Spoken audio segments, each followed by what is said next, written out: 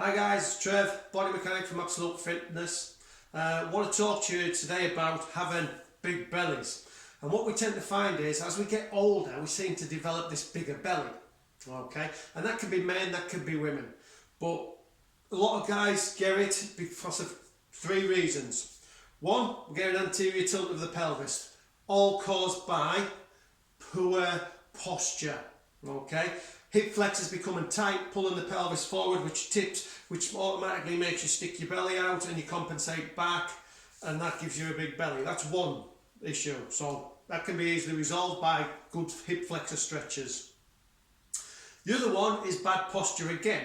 So always being sat down, sat in a chair, slumped over, working on computers, things like that. Because what that does is I shorten this gap, so all my internal organs push on the costal cartilage, which is a softer cartilage here of the ribs, and what that does over time, it actually curves them out. So when you run your hand down your chest and you feel this bottom bit of your ribs coming out, yeah, that's being caused by bad posture. So that naturally brings your abdominal muscles out, because my abs attached to my sternum and onto the costal cartilage of my ribs, it automatically is bringing them out. So I've started to get a bigger belly straight away. So we've got to think about our posture there to bring that back in. And the third factor that can contribute to this big belly to start with is bad exercise choice. So for instance, doing things like leg raises. Leg raises, our abs have no attachment to our legs, they attach to our pubic bone and the inguinal ligament. Yeah? So waving our legs around in the air like we just don't care, don't cut the mustard. It don't do anything for our abs other than creating a static contraction, a fixator contraction of our abs to fix the bones of origin to allow you to wave your legs about in the air. So that generates greater internal pressure, which over time brings the belly out. And that's why we often see older people with big bellies. So one of three things: hip flexors tight, creating an anterior tilt of the pelvis. Yeah. Bad posture causing over time our ribs to curve out. Or three, doing exercises that are not that effective because they have no attachment to that muscle group. So you're working the muscle in the ineffective way, going around the houses to get to B instead of taking the direct route by choosing the correct type of exercise.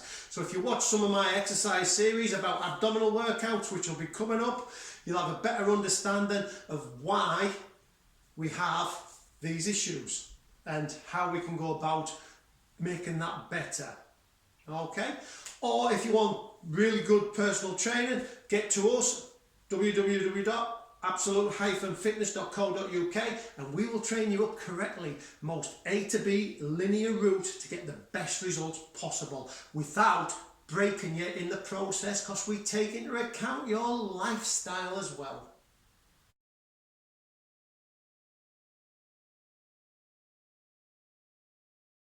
So what can we do to try and prevent these three issues? Well, one of the first things we can do is start stretching our hip flexors out a lot, because obviously we have this flexion biased lifestyle. So if you go to my YouTube channel and watch the best hip flexor stretch in the world, or on my Facebook page you'll find it. Yeah, do that, that helps combat that.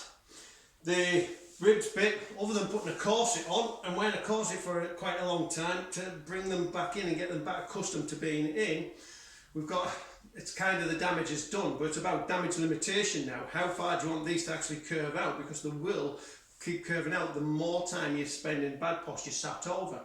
So what we need to think about doing is opening the distance between our sternum and our belly button. So just lifting that sternum away from the belly button, and it automatically push you back into a better position. It might feel unnatural to you because your body has now become accustomed to being over slightly. Okay, which is bringing this gap down again. Alright, so bringing that up, opening it out, one, it'll help stop shoulder problems as well in the future, but it'll combat, you know, this issue here, stop it getting progressively worse.